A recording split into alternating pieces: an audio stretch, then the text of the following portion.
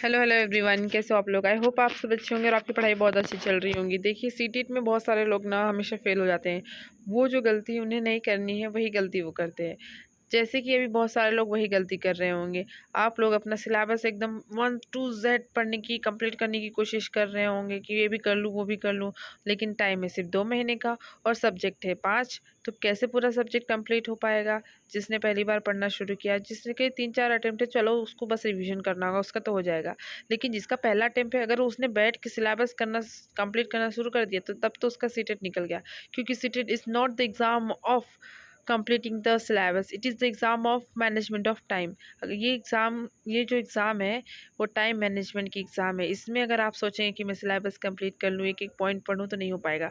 पहले आपको अपना पूरा जो भी प्रीवियस ईयर क्वेश्चन देखने हैं, क्योंकि प्रीवियस ईयर बहुत रिपीट होते हैं। प्रीवियस ईयर करने में ही आपका आधा से ज़्यादा सब्जेक्ट कवर हो जाएगा। और उसमें सिर्फ देखिए सीटीपी ऐसा सब्जेक्ट है जिसमें आपको सिर्फ और सिर्फ पॉजिटिव रहना है कि आप एक बच्चे को कैसे ट्रीट करेंगे। आप वो बच्चा बन जाइए और उस बच्चे को ट्रीट कैसे करेंगे आप अपने आप से सवाल पूछिए। तो ऐसे आपका एग्ज़ाम सीटेट में अच्छे मार्क्स ला सकते हैं आप। अब भाई जिसका मैथ्स है तो उसको तो थोड़ी बहुत प्रैक्टिस करनी पड़ेगी। उसमें तो मैं नहीं बोल सकती कि आप तुक्का लगा लो, ऐसा लगा लो, क्योंकि पिछले बार का जो मैथ्स का सब्जेक्ट आया था बहुत ही टफ आया था, बहुत ही हाई लेवल का। उससे इजी तो स्टेट का पेपर आया था।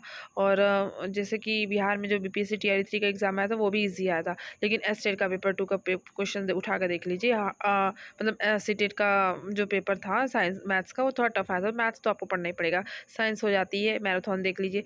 आप लोग एक काम करिए, सिर्फ मैराथन देख के सारे कंसेप्ट समझ लीजिए और बस प्रीवियस ईयर क्वेश्चन लगाइए। उसके बाद इतना करने के बाद आपके पास टाइम बचता है, तब आप जो जो सब्जेक्ट बचे रह गए हैं, जो जो टॉपिक्स आप सोच रहे हैं कि पढ़ना चाहिए वो पढ़ लीजिए। तो ऐसे आप पास कर जाएंगे।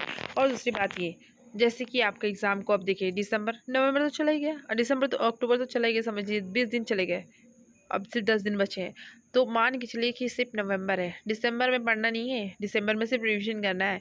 इतना दिमाग में बिठा के रखिए। अब क्या होता है कि पढ़ता तो सबको ही है, लेकिन क्लियर नहीं कर पाता, क्योंकि पढ़ना और स्मार्ट पढ़ना दोनों में फ़र्क होता है। तो आप लोग अपने आप को देखिए कि स्मार्ट पढ़ना क्या होता है और पढ़ना क्या होता है। स्मार्ट पढ़ना यही होगा कि पहले हम लोग सब जो मेन टॉपिक है पढ़ लें, मैराथन्स देख लें और प्रीवियस ईयर क्वेश्चन लगा लें।